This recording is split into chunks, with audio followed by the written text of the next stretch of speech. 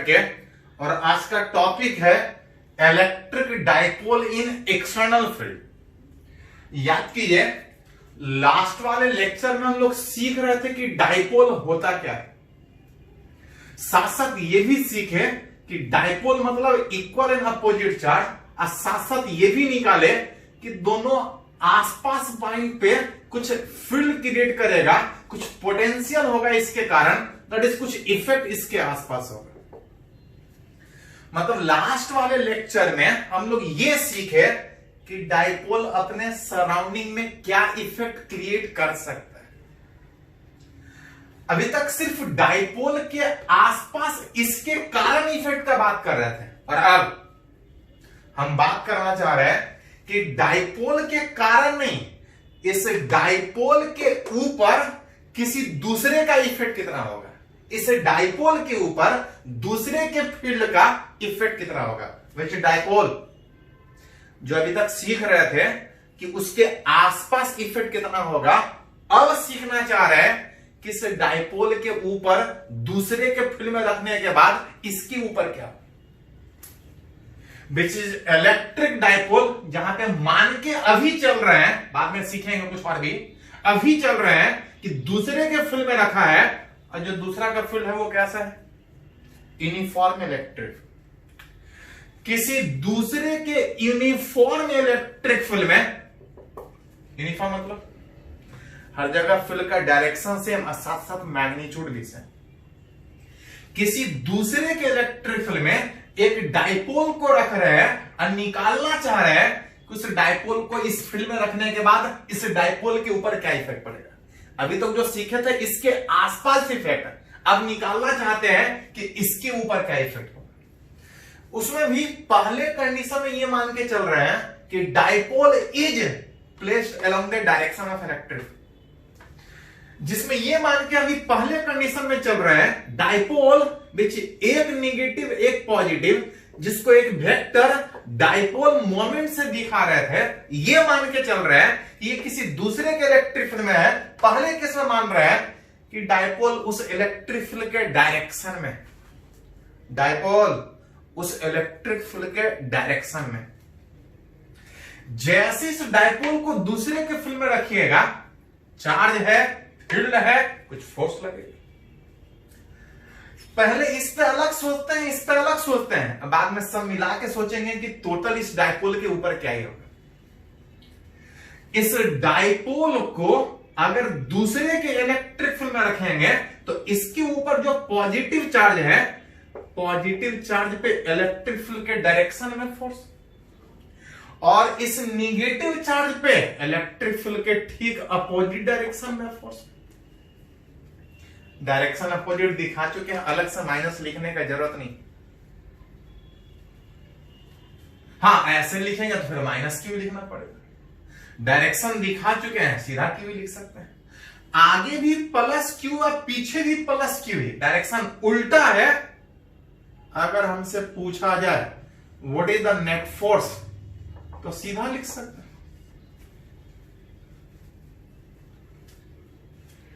कि इस डाइपोल को अगर किसी दूसरे के इलेक्ट्रिक फील्ड में, अगर इलेक्ट्रिक फील्ड के डायरेक्शन में रखें, तो जितना इस पॉजिटिव चार्ज पे फोर्स लग रहा था, नेगेटिव पे ठीक अपोजिट डायरेक्शन में लगने के कारण what is the net force, 0। What is the net torque,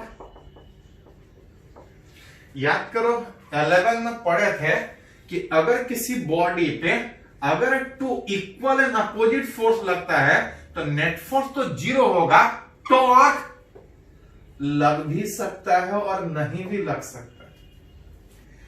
torque body के रोटेशन को बताता है, फोर्स के कारण बॉडी में कितना रोटेशन हुआ वो टॉर्क बताता है।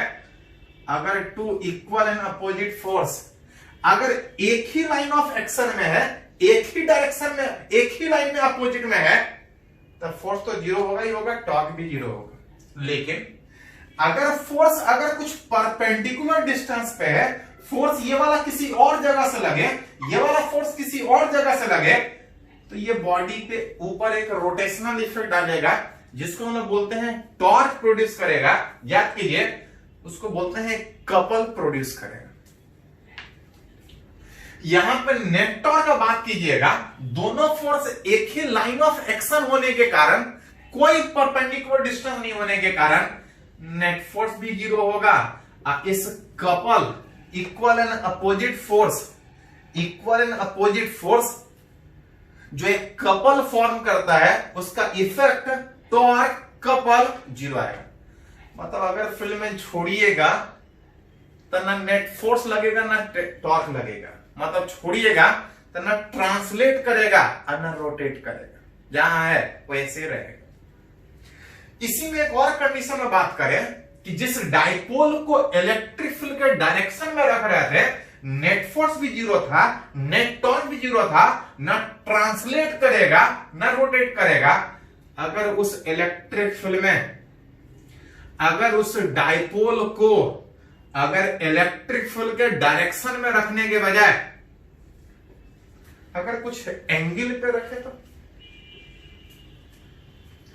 उस डाइपोल को उस इलेक्ट्रिक फील्ड में अगर कुछ एंगल पे रखे तो देख सकते हैं जितना इस पॉजिटिव चार्ज पे इलेक्ट्रिक फील्ड के डायरेक्शन में फोर्स लगेगा उतना ही इस निगेटिव पे इलेक्ट्रिक फील्ड के ठीक अपोजिट में फोर्स लगेगा।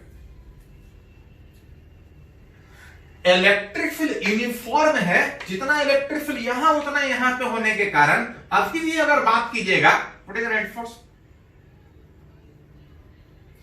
अभी भी बात कीजिएगा तो नेट फोर्स जीरो ही आएगा। जितना आगे उतना पीछे, equal and opposite, what is net force.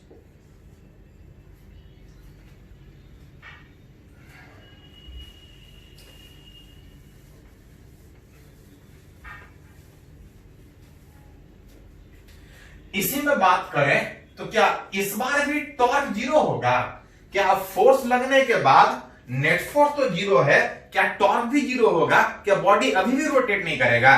तो आप देख सकते हैं गौर से किस डाइपोल पे जो इक्वल एंड अपोजिट फोर्स लग रहा था वो अलग अलग जगह से लग रहा था, और अलग अलग जगह से लगने का मतलब ये इसको इधर रोटेट करना चाहेगा, ये इसको इधर रोटेट करना चाहेगा, ये वाला इसको इधर रोटेट करना चाहेगा, ओवरऑल एक रोटेशन होगा, मतलब इसके ऊपर एक टॉर्क लगेगा। जब इलेक्ट्रिक फील्ड के डायरेक्शन में रख रहा था नेट फोर्स भी जीरो था, टॉर्क भी जीरो था, लेकिन जैसे ही एंगल पे रखने का सोचे तो नेट फोर्स तो अभी भी जीरो है, लेकिन जो फोर्स लग रहा था कुछ डिस्टेंस पे लगने के कारण उसके ऊपर एक टॉर्क लगेगा, जिसको आप बोलते हैं एक कपल लगेगा। बीच याद कीजिए कपल का वैल्यू कितना था, तो कपल का वैल्यू दैट इज उसके कारण टॉर्क का value which equal to magnitude of either force into distance, नहीं, दोनों के बीच perpendicular distance. Magnitude of either force में बात कीजिएगा तो मैग्नीट्यूड ऑफ आइदर फोर्स होगा QE, और अगर इस डाइपोल में इस दो चार्ज के बीच अगर डिस्टेंस D है तो डिस्टेंस नहीं चाहिए, हमको चाहिए कि इस line of action of force और इस लाइन ऑफ एक्शन फोर्स दोनों के बीच परपेंडिकुलर डिस्टेंस चाहिए। एक फोर्स डायरेक्ट चार्ज पे उधर लग रहा था, एक फोर्स इधर लग रहा था, कितने डिस्टेंस पे लग रहा है उससे नहीं फर्क पड़ेगा, कितने परपेंडिकुलर डिस्टेंस पे लग रहा है उससे फर्क पड़ेगा। अगर ये डिस्टेंस D था, अगर ये वाला थीटा था तो ये भी थीटा आएगा, और इस राइट एंगल ट्रायंगल में 90 के सामने वाला हाइपोटेनस दैट इज D, इधर वाला D cos थीटा, इधर वाला D sin थीटा, विच यहां पे रिलेट कीजिएगा कि अगर ये थीटा तो ये भी थीटा, उस प्रोसेस में 90 के सामने जो हाइपोटेनस था उसके कारण ये आ जाएगा D sin थीटा। मतलब magnitude of either force into perpendicular distance में जो आएगा वो D sin थीटा है। याद कीजिए, इसको जो सोचे हम लोग नेगेटिव और पॉजिटिव को अलग अलग सोच रहे हैं, लेकिन याद कीजिए हम लोग सीखे हैं कि डाइपोल में चार्ज का बात नहीं करते हैं, डाइपोल में बात करते हैं कि दोनों चार्ज को एक साथ किससे रिप्रेजेंट करते हैं, डाइपोल मोमेंट्स।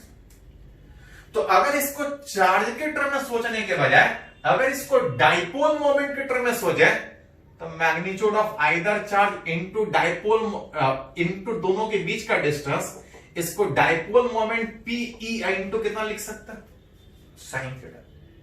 ध्यान रखिए, बहुत इंपॉर्टेंट टॉपिक है। जनरली एक क्वेश्चन इससे पूछता है और इसलिए ज्यादा इंपॉर्टेंट हो जाता है क्योंकि सेम तरीके से आपको मैग्नेट में भी पढ़ना है। जैसे यहां पे इलेक्ट्रिक डाइपोल पढ़ रहे हैं, बिल्कुल सारा सेम चीज हमको फिर से 12th में एक बार और पढ़ना है मैग्नेट में।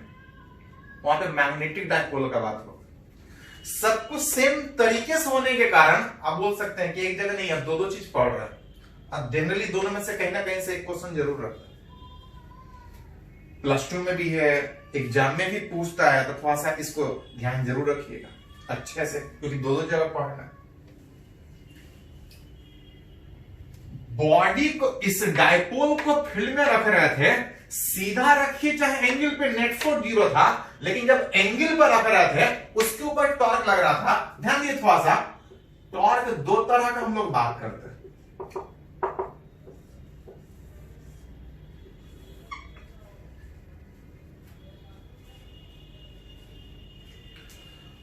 टॉर्क हम लोग दो तरह का बात करते हैं, एक को बोलते हैं एक्सटर्नल टॉर्क, एक को बोलते हैं इलेक्ट्रिकल टॉर्क। अगर गौर से देखा जाए कि अगर इस डाइपोल को इलेक्ट्रिक फील्ड में अगर छोड़ दें तो इलेक्ट्रिकल लगेगा कि एक्सटर्नल लगेगा? तो छोड़ देंगे तो इलेक्ट्रिकल लगेगा। जो इलेक्ट्रिकल टॉर्क लग रहा है वो बॉडी को किधर घुमा रहा है? तो अगर ये इलेक्ट्रिक फील्ड में अगर ये डाइपोल रखा था, कुछ एंगल पे रखा था, तो इधर वाला फोर्स इसको इधर रोटेट कर रहा था, इधर वाला फोर्स इसको इधर रोटेट कर रहा था। ओवरऑल जब इलेक्ट्रिक फील्ड में छोड़ रहे थे तो इलेक्ट्रिक वाला टॉर्क, इलेक्ट्रिक फोर्स वाला टॉर्क इधर लग रहा था, और उस टॉर्क को बाई साइन करने से हम लोग माइनस में लिखते हैं। माइनस क्यों? एक्चुअली डाइपोल इस इलेक्ट्रिक फील्ड से अगर थीटा एंगल पे है, डाइपोल इस इलेक्ट्रिक फील्ड से थीटा एंगल पे है, अगर इस थीटा को पॉजिटिव ले रहे हैं तो टॉर्क ठीक अपोजिट में लग रहा है।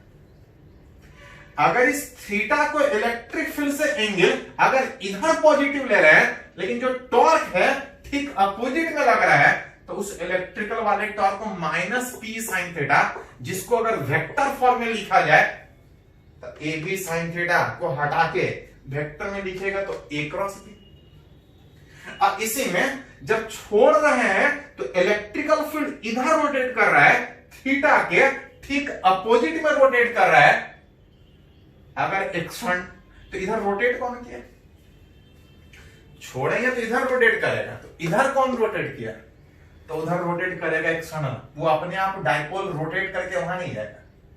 छोड़ रहे हैं तो इलेक्ट्रिकल वाला इधर लेके आ रहा है। अगर आप चाहते हैं कि उधर रोटेट हो, इलेक्ट्रिक फील्ड के अपोजिट जाए, तो ये तभी पॉसिबल है जब एक्सटर्नल टॉर्क लगाइए और उस समय नेगेटिव के बजाय इलेक्ट्रिकल वाला थीटा के अपोजिट में लग रहा था, इसलिए साइन कन्वेंशन में इलेक्ट्रिकल वाले टॉर्क को नेगेटिव, ये अपने आप रोटेट नहीं होगा, जब आप टॉर्क लगाइएगा तब रोटेट होगा। उस समय एक्सटर्नल वाले टॉर्क को पॉजिटिव पी साइन थीटा, जिसको जरूरत पड़े तो थोड़ा सा यूज करने में ध्यान रखिएगा कि आपसे क्वेश्चन जो पूछा है वो इलेक्ट्रिकल वाले टॉर्क का पूछा है कि एक्सटर्नल वाले टॉर्क का। ज्यादा अंतर नहीं है, थोड़ा सा प्लस माइनस साइन कन्वेंशन का अंतर है कि किसको पॉजिटिव लेंगे और किसको नेगेटिव लेंगे। इसी में कभी कभी क्वेश्चन उठता है कि if dipole is released at an angle theta with electric field,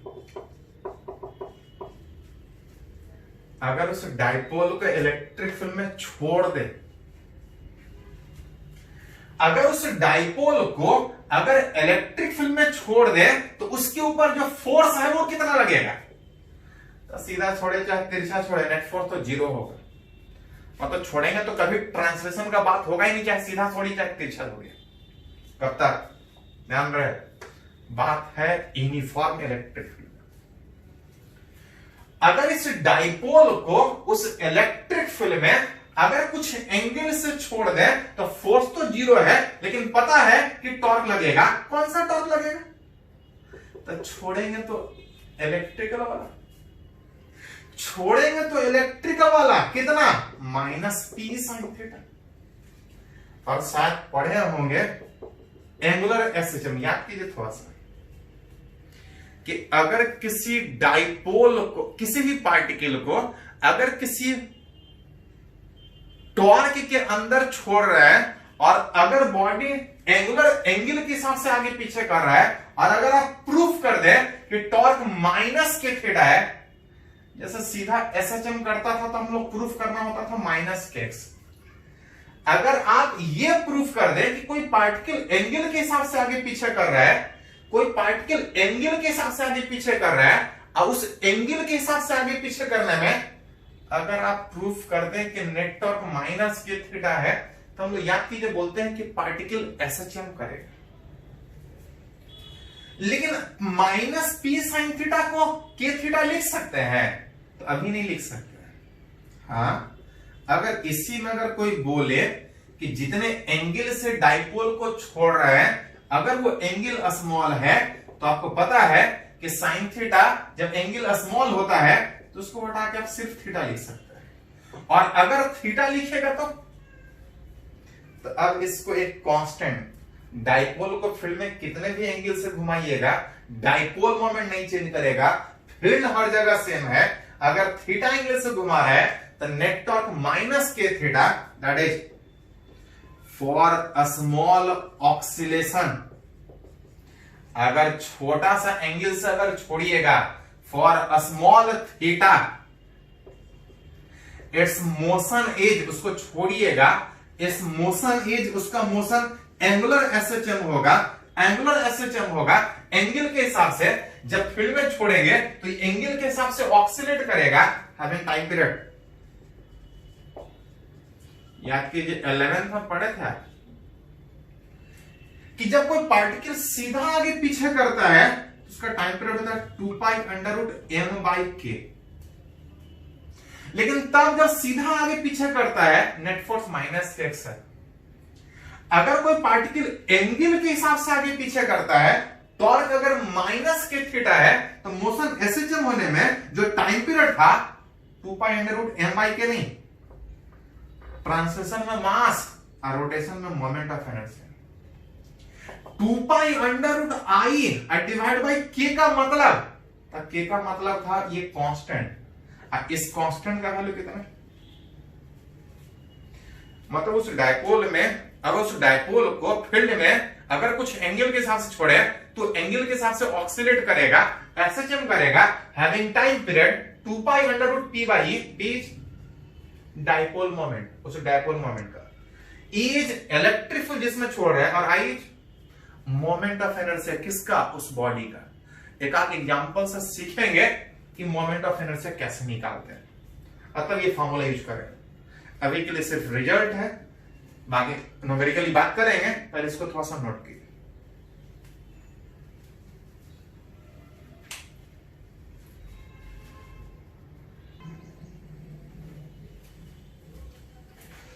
तो अभी एक रिजल्ट हम लोग डिराइव किए कि किसी यूनिफॉर्म एक्सटर्नल इलेक्ट्रिक फील्ड में अगर किसी डाइपोल को इलेक्ट्रिक फील्ड के डायरेक्शन में रखें तो फोर्स भी जीरो था, टॉर्क भी जीरो था, कोई इफेक्ट नहीं आ रहा।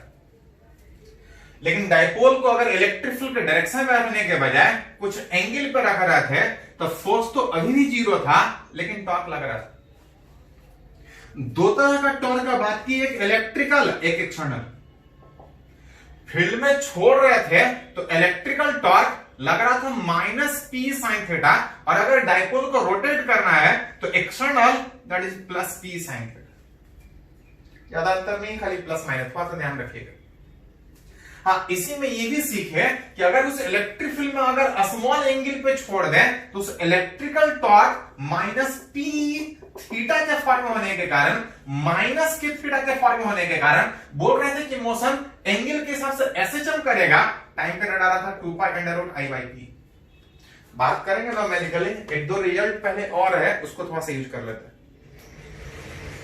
इस बार बात करना चाह रहे हैं कि उस डाइपोल में जब उस डाइपोल को जब इलेक्ट्रिक फील्ड में कुछ एंगल पर रख रहे थे टॉर्क लग रहा था, रोटेट कर रहे थे टॉर्क लगाना पड़ रहा था, और टॉर्क लगा के रोटेट करना पड़ रहा था, मतलब वर्क डन करना पड़ेगा।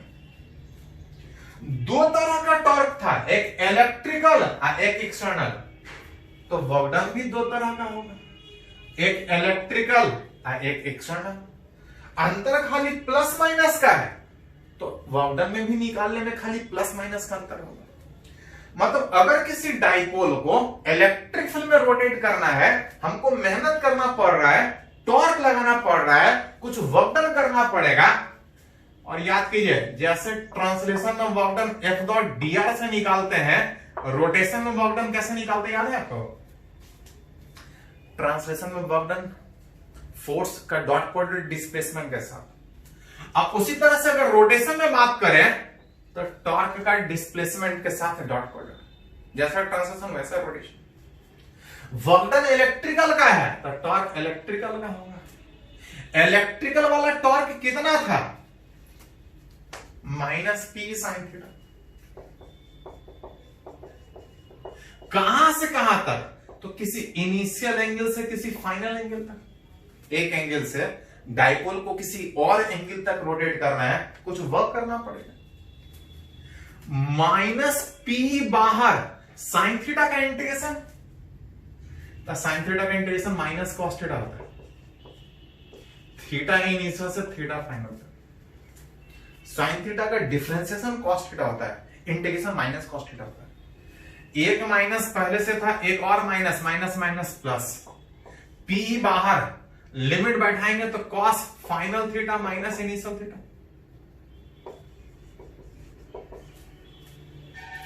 अगर यही वर्क डन इलेक्ट्रिकल के बजाय अगर work done by external force रहता तो उसी तरह से बस टॉर्क इलेक्ट्रिकल के बजाय एक्सटर्नल होगा। अंतर तो ज्यादा कुछ नहीं, बस प्लस माइनस का। यहां पे अगर माइनस कीजिएगा तो उल्टा हो जाएगा, cos initial theta minus cos final theta. जहां से जहां तक बोले, जीरो से कहीं और तक या कहीं और से कहां तक, वर्क डन बाय इलेक्ट्रिकल पूछे, work done by external force पूछे, निकाल सकते हैं। इसी में एक और टर्म हम लोग बात करेंगे, which is potential energy of dipole in electric field. याद कीजिए, जहां कहीं भी वर्क डन है वहां पे एनर्जी होगा। किसी डाइपोल को इलेक्ट्रिक फील्ड में रोटेट करने में वर्क डन कितना होगा वो हम लोग निकाल चुके हैं। और जहां वर्क डन हो रहा है, अगर बात करें तो कुछ एनर्जी का भी बात होगा जो निकालना चाह रहे हैं, पोटेंशियल कितना होगा उस डाइपोल का। याद कीजिए, हम लोग पढ़े हैं कि पोटेंशियल एक जगह डिफाइन नहीं होता है। पोटेंशियल डिफाइन होता है दो पॉइंट के बीच, which is change in potential. Change in potential दो पॉइंट के बीच कितना डिफाइन था? UR2 माइनस UR1 बराबर जितना खुद वर्क करेगा negative of work done by electrical force R1 से R2 तक। याद आ रहा है? जिसको जरूरत पड़े तो वर्क डन को फोर्स के टर्म में लिख सकते थे, F डॉट dr कहां से कहां तक। लेकिन ये तब होता था जब बॉडी के ट्रांसलेट एक जगह से दूसरे जगह जाने का बात। याद कीजिए, डाइपोल को जब फील्ड में रख रहे थे, सीधा रखिए या कुछ एंगल पे रखिए, नेट फोर्स जीरो था। कभी ट्रांसलेशन का तो बात ही नहीं होगा, बस एक ही बात हो रहा था कि रोटेट कर रहा है। तो उसमें ट्रांसलेशन वाला पोजीशन के बजाय जब यहां पे डिफाइन करेंगे तो रोटेशन के टर्म में डिफाइन होगा कि θ1 से θ2 तक। जब वर्क डन निकालेंगे तो फोर्स के बजाय टॉर्क डिस्प्लेसमेंट में दी थीटा, θ1 से θ2। जब बात ट्रांसलेशन का होता था तो वर्क डन ट्रांसलेशन का होता था, एनर्जी ट्रांसलेशन का होता था।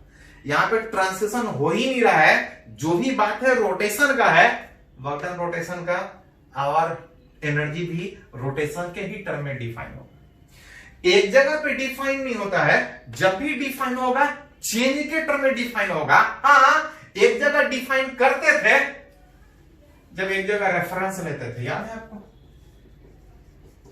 एक जगह डिफाइन हम लोग कर पाते थे जब एक जगह रेफरेंस लेते थे। और रेफरेंस कहां लेते हैं? जनरली इंफिनिटी पे, हमेशा नहीं। जैसे यहां पे डाइपोल कभी इंफिनिटी पे जाएगा ही नहीं, ट्रांसलेशन हो ही नहीं रहा है, सिर्फ रोटेशन का बात है।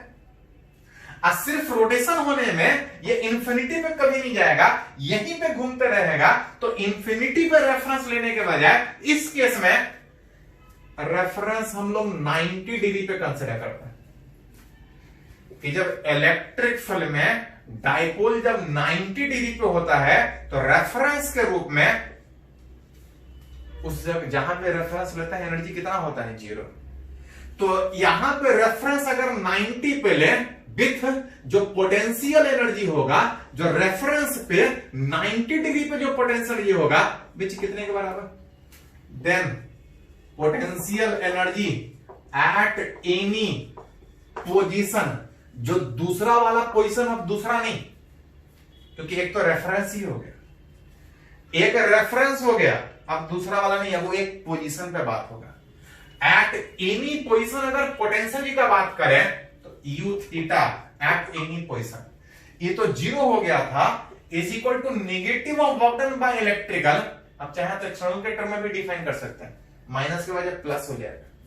खुद जितना काम करेगा एनर्जी घटेगा, negative of work done, reference 90 पे ले रहे थे, 90 से पर्टिकुलर एंगल थीटा तक, जिसको लिखे तो minus torque electrical D theta, कहां से कहां तक?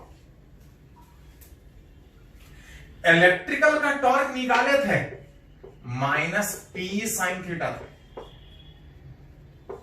इसका इंटीग्रेशन कहां से कहां तक? 90 से थीटा तक, minus minus plus p sine theta का integration, minus minus plus p sine theta का इंटीग्रेशन, माइनस कॉस थीटा, 90 से थीटा।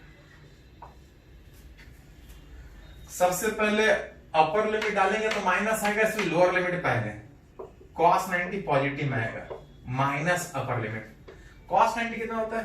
तो 0।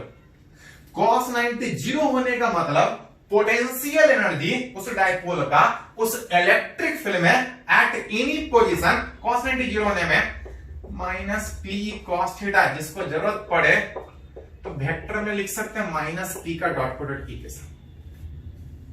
अगर किसी डाइपोल को किसी इलेक्ट्रिक फील्ड में रखें तो एनर्जी पोटेंशियल कितना होगा? Minus P dot. एक चीज और ध्यान दीजिए, इस वर्क डन में बहुत बार कंफ्यूजन होता है कि इनिशियल पहले लेना है कि फाइनल पहले लेना है।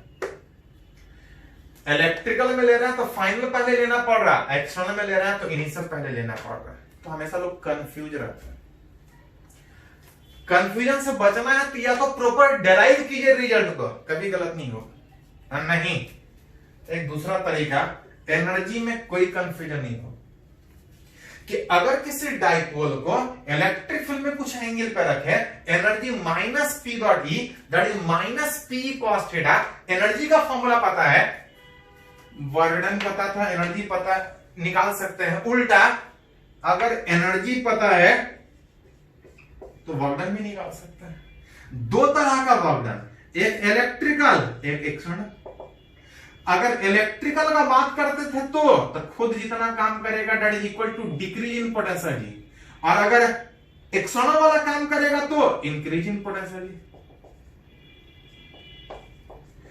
इंक्रीज का मतलब फाइनल माइनस इनिशियल, और डिक्रीज का मतलब इनिशियल माइनस फाइनल। एनर्जी पता है तो वर्क डन निकाल सकते हैं, वर्क डन पता है तो एनर्जी निकाल सकते हैं। वर्क डन एनर्जी का फॉर्मूला सिंपल है, वर्क डन यहां से निकालेगा तो बेटर होगा। हाँ, डिराइव करने बोले एग्जाम में तो यहां से डिराइव कर सकते हैं। +2 में डेरिवेशन पूछता है। जैसा रिजल्ट चार्ज वाले इलेक्ट्रिक डाइपोल के इलेक्ट्रिक फील्ड में था, बिल्कुल सेम रिजल्ट हम लोग को मैग्नेट में मैग्नेटिक डाइपोल मैग्नेटिक में पढ़ना, मैग्नेट में मैग्नेटिक डाइपोल में पढ़ना, सेम रिजल्ट। इसलिए भी जरूरी है कि ज्यादा अच्छे तरीके से इसको कीजिए, क्योंकि दो जगह पूछता है। चलिए इसको पहले नोट कीजिए।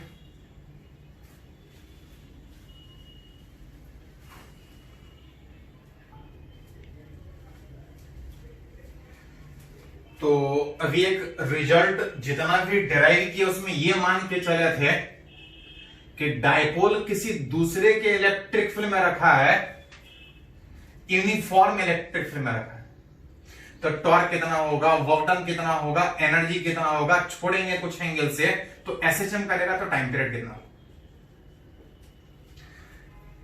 जनरली फॉर्मूला बेसिस पे ही अभी तक पूछा गया है। हाँ, जरूरत पड़े तो थोड़ा सा एक्स्ट्रा डेरिवेशन के टर्म में सोचते। इसी में एक टर्म और है जो कभी कभी पूछा जाता है कि force on dipole placed in non uniform electric.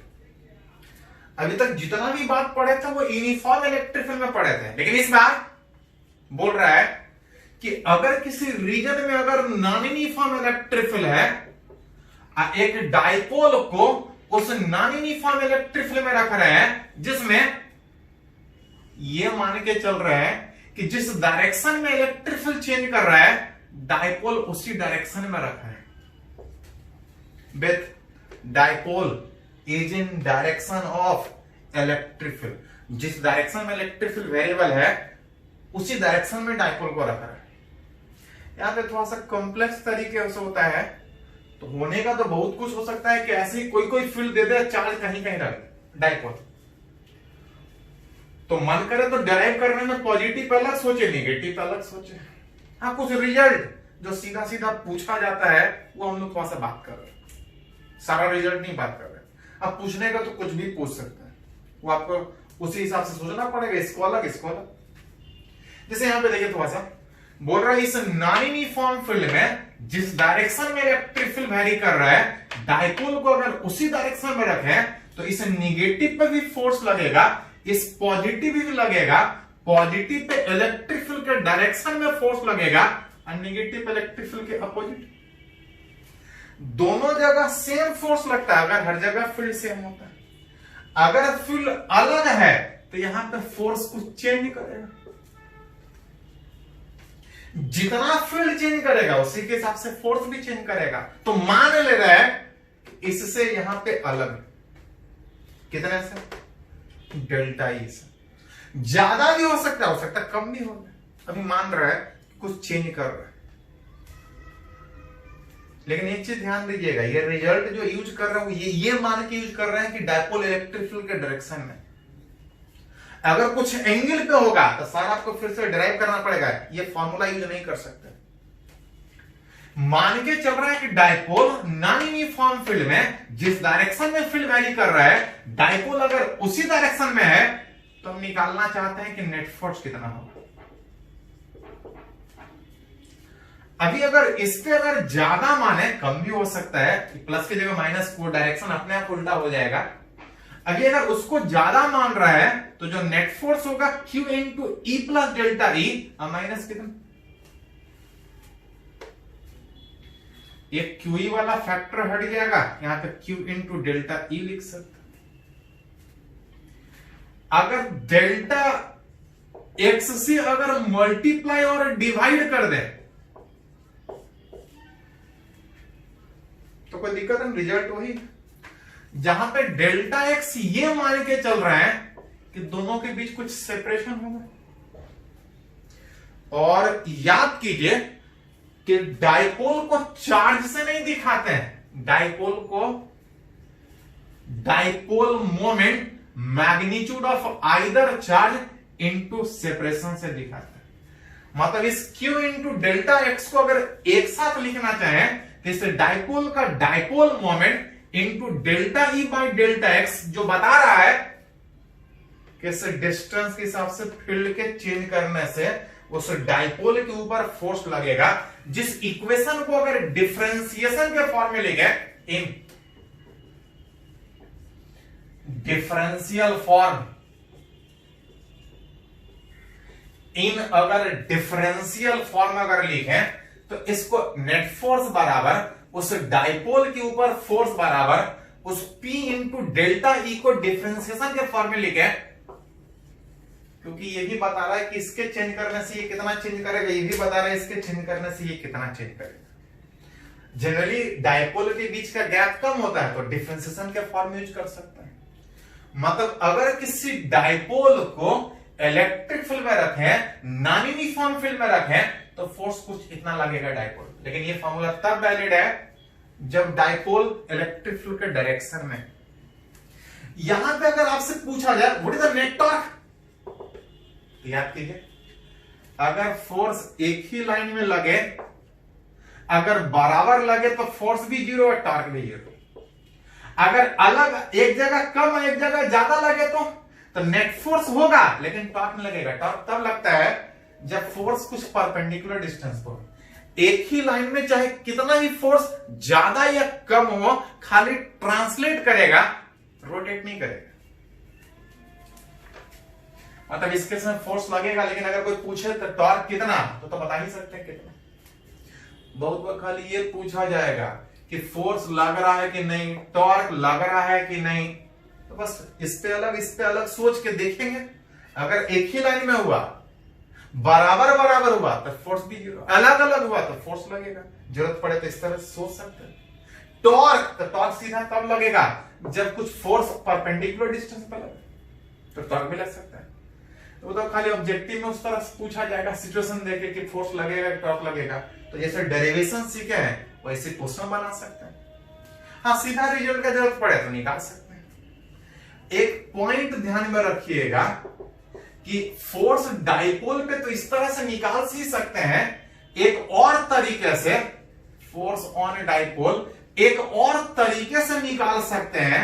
याद कीजिए थोड़ा सा, वर्क पावर एनर्जी में पढ़े थे कि अगर किसी पार्टिकल का अगर पोटेंशियल एनर्जी पता है तो फोर्स निकाल सकते हैं, बराबर minus D by D x. जरूरत पड़े तो ये तो रिजल्ट यूज कर ही सकते हैं, लेकिन ये रिजल्ट तब यूज कर सकते हैं जब डाइपोल इलेक्ट्रिक फील्ड के डायरेक्शन में रखा। अगर डाइपोल किसी और डायरेक्शन में रखा है, या तो बढ़िया से फिर डिराइव कीजिएगा, नहीं तो एक तरीका ये भी है फोर्स निकालने का कि कुछ नहीं, डाइपोल जहां रखा है उस डाइपोल का दूसरे के फील्ड में अगर पोटेंशियल निकाल लें। याद कीजिए, किसी डाइपोल का दूसरे के फील्ड में पोटेंशियल कितना होता है, माइनस पी का डॉट प्रोडक्ट ई के साथ। किसी इलेक्ट्रिक फील्ड में अगर डाइपोल को रखे हैं, एनर्जी इतना था, और अगर एनर्जी पता है तो फोर्स आप यहां से भी निकाल सकते हैं। चलिए कुछ न्यूमेरिकल देखते हैं, इसका पहले इसको नोट कीजिए पहले।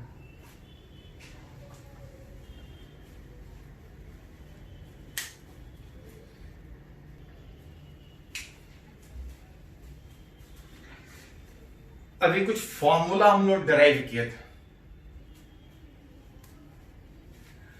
सीधा फॉर्मूला पे पूछा तो आसानी से बना देंगे सीधा सीधा। वो तो पूछता भी है नीट में, तो जनरली सीधा ही रहता है इस टॉपिक पे। प्रीवियस ईयर का क्वेश्चन आप देख सकते हैं। हाँ, इसमें अगर कुछ टेढ़ा रहे या किस तरह से क्वेश्चन पूछा जा सकता है अगर सीधा के अलावा पूछा जाए, तो उसके रिलेटेड कुछ न्यूमेरिकल बात कर रहे हैं। जैसे निकालना चाह रहा है फोर्स ऑफ इंट्रैक्शन, दो के बीच का फोर्स निकालना है between a point charge and a dipole. एक डाइपोल जिसका कुछ डाइपोल मोमेंट, जिसको सिंबल में ऐसा भी दिखाते हैं, एक डाइपोल किसी पॉइंट चार्ज से आर डिस्टेंस पर रखा। अब तक निकालना चाहते हैं कि दोनों के बीच फोर्स ऑफ इंट्रैक्शन कितना। जितना फोर्स पहला वाला दूसरे पे लगाएगा उतना ही दूसरा वाला फोर्स पहले पे लगाएगा। Equal and opposite direction opposite आएगा। मतलब अगर दोनों के बीच फोर्स पूछा है तो मन करे तो इस पॉइंट चार्ज पे निकालिए, नहीं तो इस डाइपोल पे निकालिए। ये पॉइंट चार्ज इस डाइपोल के इलेक्ट्रिक फील्ड में है, मतलब पॉइंट चार्ज पे फोर्स निकालना है तो Q into electric field of dipole. उल्टा अगर इस डाइपोल पे फोर्स निकालना है तो ये डाइपोल इस पॉइंट चार्ज के फील्ड में है, अगर यूनिफॉर्म फील्ड होता तब फोर्स जीरो आता। लेकिन याद कीजिए, किसी पॉइंट चार्ज का फील्ड हर जगह सेम नहीं, जैसे जैसे दूर जाइएगा फील्ड चेंज करता है। नॉन यूनिफॉर्म फील्ड में फोर्स डायपोल पे 0 होता है। नॉन यूनिफॉर्म फील्ड में फोर्स कितना होता है? तो चार्ज पे फोर्स Q इंटू E और डायपोल पे force P into D by D. Charge dipole के इलेक्ट्रिक फील्ड में था और डायपोल पॉइंट चार्ज के इलेक्ट्रिक फील्ड में। मन करे तो इस पे निकालिए, मन करे तो इस पे निकालिए। Q इंटू इलेक्ट्रिक फील्ड इस डायपोल का, याद कीजिए थोड़ा सा, अलग अलग पॉइंट पे डायपोल का इलेक्ट्रिक फील्ड अलग अलग। एट एनी पॉइंट जो इलेक्ट्रिक फील्ड था KQ by RQ under root 1 plus 3 cos square theta. Axis वाले पॉइंट पे डायपोल के एक्सिस वाले पॉइंट पे इलेक्ट्रिक फील्ड मैक्सिमम था 2kp बाई, ये kp था dipole moment, kp by RQ, 2kp by RQ। अब परपेंडिकुलर वाले पॉइंट पे इलेक्ट्रिक फील्ड डायपोल के ठीक अपोजिट डायरेक्शन में मिनिमम आ रहा था kp बाई RQ। डायपोल के ये चार्ज एक्सिस पे Q into electric field dipole का, that is 2kp by RQ। अगर उस डायपोल पे फोर्स निकाले तो P इंटू इलेक्ट्रिक फील्ड इस पॉइंट चार्ज का, इस इलेक्ट्रिक फील्ड पॉइंट चार्ज का। लेकिन और चीज ध्यान दीजिएगा थोड़ा सा, ये फॉर्मूला जब हम डेराइव किए थे तो उसमें ये मान के चले थे, ये फॉर्मूला हम तब लगा सकते हैं जब डायपोल इलेक्ट्रिक फील्ड के डायरेक्शन में। पॉइंट चार्ज की इलेक्ट्रिक फील्ड में डायपोल है, पॉइंट चार्ज का फील्ड इधर होगा, डायपोल उसी डायरेक्शन में या उसके अपोजिट में हो, उससे ज्यादा फर्क नहीं पड़ेगा, पॉजिटिव नेगेटिव अट्रैक्टिव या रिपल्सिव होगा। ये फॉर्मूला लगा सकते हैं। देखिए पॉइंट चार्ज का इलेक्ट्रिक फील्ड यहां पे ये लगा सकते हैं, लेकिन तब लगा सकते हैं जब ये पॉइंट चार्ज के इलेक्ट्रिक फील्ड के ठीक अपोजिट या डायरेक्शन में हो, अदरवाइज नहीं लगा सकते थे। मतलब मन करे तो यहां से फोर्स निकाल लो, हम मन करे तो यहां से निकाल लो, यहां से निकालोगे तो KQP बाहर 1 बाई आर स्क्वायर का डिफरेंशिएशन में इसको ऊपर लेके जाएगा तो r का पावर -2, r का पावर -2 का डिफरेंशिएशन होता है -2 बटा r का पावर 3। यहां से निकालो, यहां से निकाले, प्लस माइनस बता रहा है, एक पे पॉजिटिव तो दूसरे पे ठीक, अब उल्टा डायरेक्शन। मन करे तो इस पे निकालो, मन करे तो इस पे निकालो। जैसे एक और एग्जांपल अगर बात करें,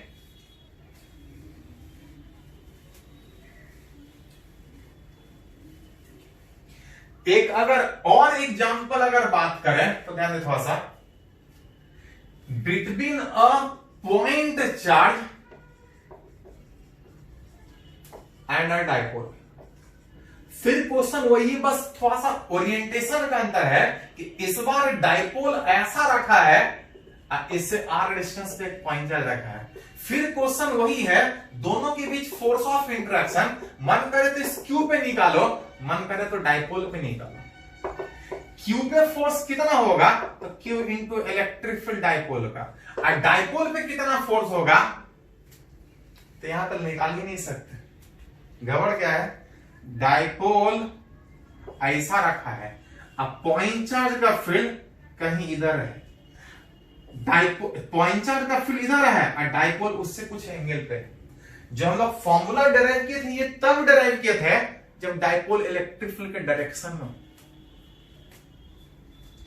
डायपोल इलेक्ट्रिक फील्ड के डायरेक्शन में हो तब वो फॉर्मूला, मतलब सीधा सीधा यहां से नहीं लगा सकते। हाँ, निकालना हो तो प्रॉपर डेराइव करना पड़ेगा कि इसके इलेक्ट्रिक फील्ड में इसके ऊपर QE, इसके ऊपर अट्रैक्टिव में माइनस QE, सबका कंपोनेंट तोड़ के हमको रिजल्टेंट निकालना पड़ेगा। पॉजिटिव नेगेटिव अलग अलग सोचना पड़ेगा। हाँ, यहां से नहीं निकल रहा तो यहां से तो निकाल ही सकते हैं कि ये पॉइंट चार्ज इस डायपोल के परपेंडिकुलर, जहां पे फील्ड मिनिमम होता है KP बाई RQ, यहां से तो निकाल ही नहीं सकते हैं। दोनों के बीच जो फोर्स ऑफ इंट्रैक्शन है इतना आएगा। मन करे तो इसके कारण इस पे निकालो, मन करे तो इसके कारण इस पे निकालो, जिससे रिजल्ट आसान दिखे। थोड़ा ध्यान दीजिए थोड़ा सा, बहुत बार पूछा जाता है चार्ज के बीच जो फोर्स था पढ़े थे R स्क्वायर के इनवर्स। चार्ज के बजाय अगर डाइपोल और चार्ज के बीच का फोर्स हो, इट इज 1 का पावर r/3। यहां से भी देख सकते, चार्ज के बीच r² के इनवर्सली, चार्ज और डाइपोल के बीच r³ के इनवर्सली। अब उसी में एक रिजल्ट है कि अगर दो डाइपोल के बीच अगर फोर्स पूछा है, तो दो डाइपोल के बीच का फोर्स r के पावर 4 के इनवर्सली आता है। उसको भी डिराइव करते हैं, पहले इसको थोड़ा सा नोट कीजिए।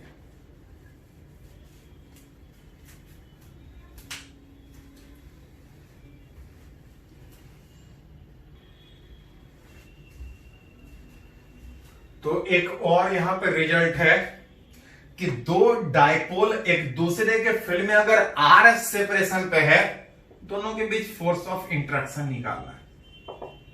पता है, मन करे तो इस P1 पे निकाले, मन करे तो P2 पे निकाले, पता है कि दोनों पे मैग्नीट्यूड सेम है। अगर P2 पे निकाले तो P2 इस P1 के फील्ड में है। जहां पे याद कीजिए, इस डाइपोल का इलेक्ट्रिक फील्ड एक्सिस के एलोंग होने के कारण डाइपोल उधर ही है। ये फॉर्मूला लगा सकते हैं, ये फॉर्मूला तभी लगा सकते हैं जब डाइपोल इलेक्ट्रिक फील्ड के डायरेक्शन में, विच इज P2 वाला डाइपोल इसके इलेक्ट्रिक फील्ड के डायरेक्शन में होने के कारण फोर्स इस तरह से निकाल सकते हैं। जहां पे याद कीजिए कि डाइपोल के एक्सिस पे इलेक्ट्रिक फील्ड कितना होता है, मैक्सिमम 2kp, मतलब P1। अब बता रहे, जहां से 2kp P1 P2 बाहर, 1/r का पावर 3 का डिफरेंशिएशन, तो जितना पावर है एक घटाएंगे, that is the force of interaction. किसके बीच, डाइपोल के बीच।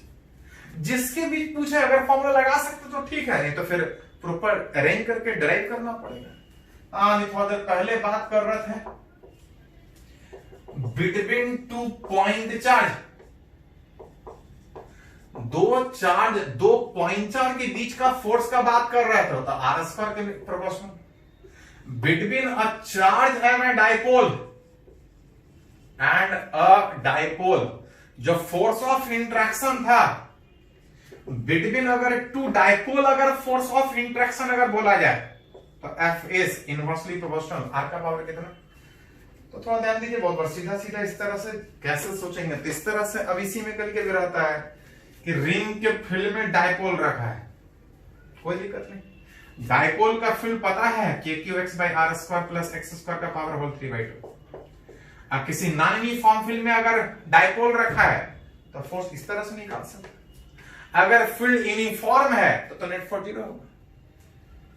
हाँ, टॉर्क अगर पूछे तो टॉर्क भी निकाल सकते हैं। टॉर्क जो हम लोग डिराइव किए थे, याद कीजिए, टॉर्क डिराइव तब किए थे जब यूनिफॉर्म इलेक्ट्रिक फील्ड में हो। ये तब फॉर्मूला है जब यूनिफॉर्म इलेक्ट्रिक फील्ड में। चलिए इसको नोट कीजिए पहले।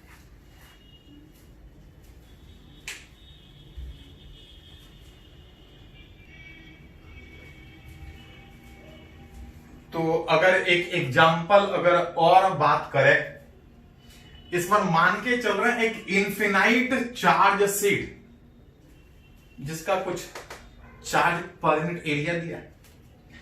एक इनफिनाइट चार्ज के सीट के इलेक्ट्रिक फील्ड में, याद कीजिए थोड़ा सा, यूनिफॉर्म चार्ज सीट में यूनिफॉर्म इलेक्ट्रिक फील्ड था, याद है आपको। एक यूनिफॉर्म चार्ज सीट, अगर सिग्मा इसका चार्ज डेंसिटी, तो इलेक्ट्रिक फील्ड कितना होता है। तो जब तक नहीं कुछ बोला जाए, non conducting sheet electric field σ/2ε। कि इस इनफिनाइट चार्ज सीट के इलेक्ट्रिक फील्ड में एक रॉड जिसके आधे हिस्से में पॉजिटिव चार्ज और आधे हिस्से में नेगेटिव चार्ज, जिसका लीनियर चार्ज डेंसिटी लैम्डा और इसका linear charge density plus lambda, total 12 length का एक रॉड, टोटल 12 लेंथ का रॉड, आधे में नेगेटिव आधे में पॉजिटिव, इस यूनिफॉर्म इलेक्ट्रिक फील्ड में रखा है। अतः आपसे पूछा है फाइंड नेट टॉर्क, लिखा हुआ है हेडिंग में, फाइंड टॉर्क पूछ रहा है, इसके ऊपर टॉर्क कितना होगा। एक तरीका कि पहले फोर्स निकालो तब टॉर्क निकालो, नहीं किसी यूनिफॉर्म इलेक्ट्रिक फील्ड में इक्वल एंड अपोजिट चार्ज, अगर एक डायपोल अगर तिरछा रखा है तो कुछ एंगल पे तिरछा रखा होगा, देगा क्वेश्चन। अगर कुछ एंगल पे इलेक्ट्रिक फील्ड में तिरछा रखा है एक डायपोल, टॉर्क आसानी से निकाल सकते हैं। नॉन यूनिफॉर्म फील्ड में टॉर्क कितना होता है, सॉरी यूनिफॉर्म इलेक्ट्रिक फील्ड में टॉर्क कितना होता है, P sin थीटा। मतलब खाली अगर डायपोल मोमेंट इस रॉड का निकाल ले, फील्ड हमको पता है, एंगल पता है, इसके ऊपर टॉर्क कितना लगेगा वो आसानी से निकाल सकते हैं। उसके लिए हमको निकालना पड़ेगा dipole moment of charge rod.